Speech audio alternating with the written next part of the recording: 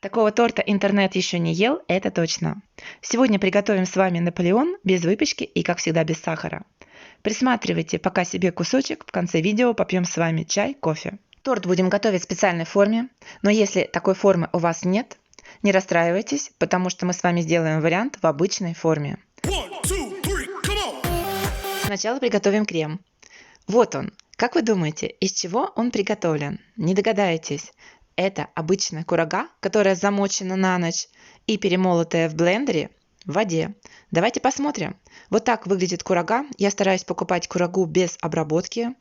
Буквально на 2 часа можно залить ее, если она мягкая. И в той же воде перемалываем в блендере. Все, наш крем готов. Можно в такой крем добавить какао. Он будет на вкус совершенно необычный, и никто не догадается, что он с курагой.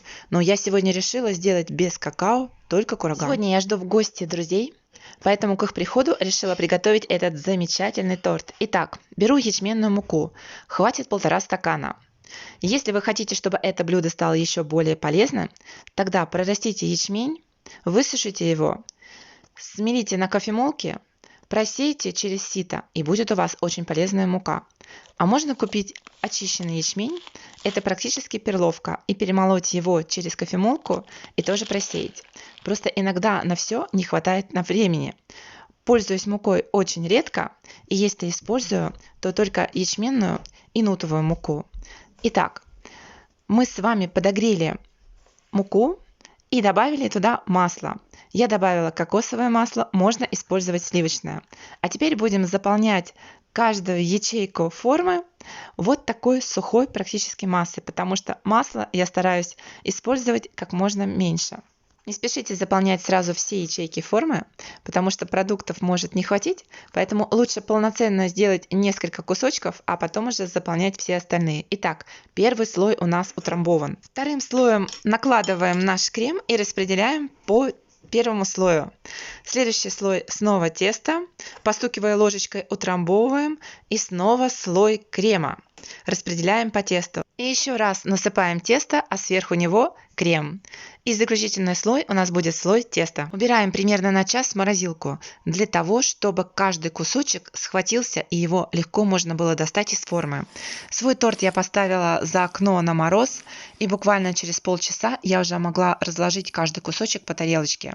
Торт очень необычный будет на вкус, потому что кажется, что на вид он такой крепкий и жесткий, а когда начинаешь кусать, то нежный крем из кураги, он начинает течь как карамель. Итак, друзья, что делать, если нет такой формы? Берем разъемную форму и раскладываем слоями, точно так же, как мы делали сейчас в сепарированной форме. Если вам показалось, что крем из кураги, который вы приготовили, слишком жидкий, добавьте туда какао. Какао позволит загустить крем, но какао добавляйте уже после того, как вы достали крем из кураги из блендера. А теперь, друзья, давайте насладимся вкусным чаепитием в кругу друзей.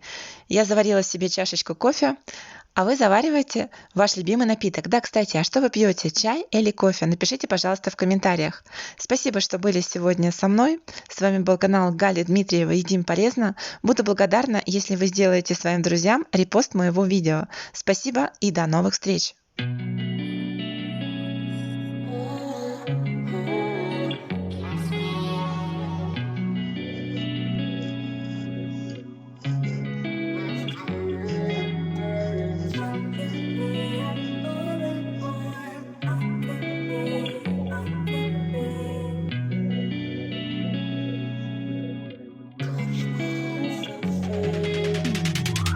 Hey, I'm rolling clean off a beam in the drop. Voices in my head, they telling me to stop. Hey.